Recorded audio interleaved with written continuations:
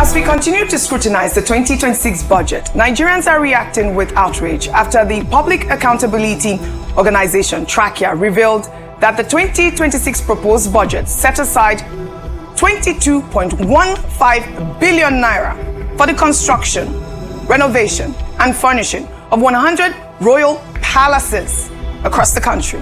Among findings which were posted on their X page on Wednesday, 11 palace projects worth over 5 billion naira have no clear identified locations, including 1.54 billion naira earmarked for the modernizing and furnishing of some selected national heritage palaces in communities across Nigeria.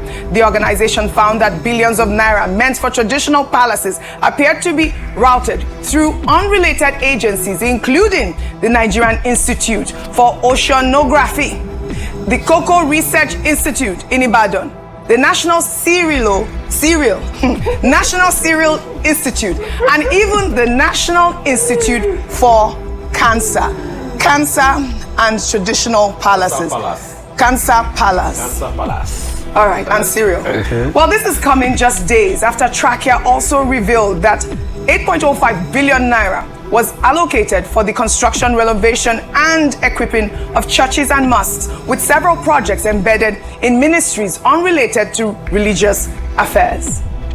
Meanwhile, this is as ICPC said it uncovered 908 ghost workers across at least 50 federal ministries, recovering nearly 1 billion naira in fraudulently paid salaries, with one particularly brazen suspect allegedly enrolling his wife, son, and mother-in-law as government workers while collecting the salaries of 12 other fictitious employees. I mean, let me start with you, Rufai.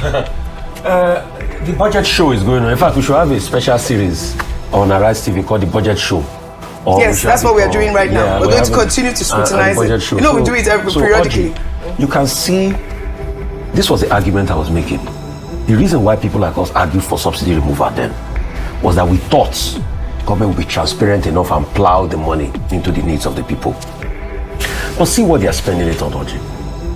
If National Cancer Research Institute, that ought to make research funding available for schools for cancer, is the one now building palaces, and they are collecting the money, and these are some that Trachea has been able to review, because there are still many more like that. Oji, till today, they've not given us line by line item how they spent 8.8 trillion that it was the World Bank that drew attention to. Till today, most of the line items in the budget that we need to see have not been spent on the people. I talked about even the deputy speaker that had the effrontery to now send his people to write that they wanted to use it for young people, when National Orientation Agency has not gotten their money. A penny has not been dropped. When National Orientation Agency, when we advocated for them the last time, they got their money. We saw the impact. You saw all of the things they were doing here, even with us, here in Arise. And please, government, pay NOA on time. Please. Yes. So, you see the kind of process that goes on.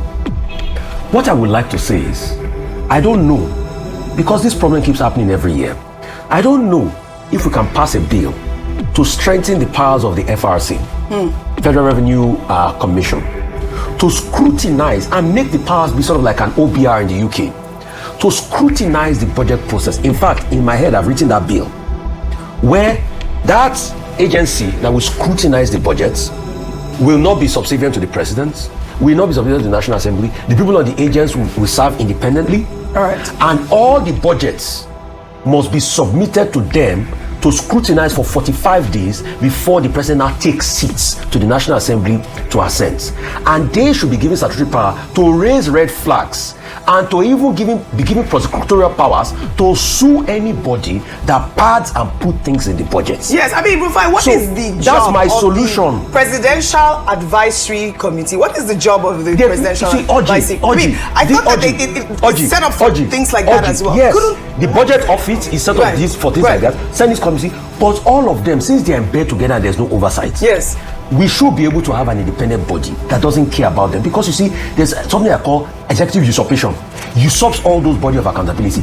We must have an accountability body for the budget. I think that should be the lasting solution. Independent, right before the budget is submitted. It should be given prosecutorial powers that if you see anybody part the budget. But let me just say something. But if I always see that quote, culture will eat strategy for breakfast. As long as you can create 100 agencies. What? Because if we don't deal and repair the institutions that exist, why do we want to create another agency when we have No, I'm not saying create another agency. But I'm saying, Dr. There's a Fiscal Revenue Commission.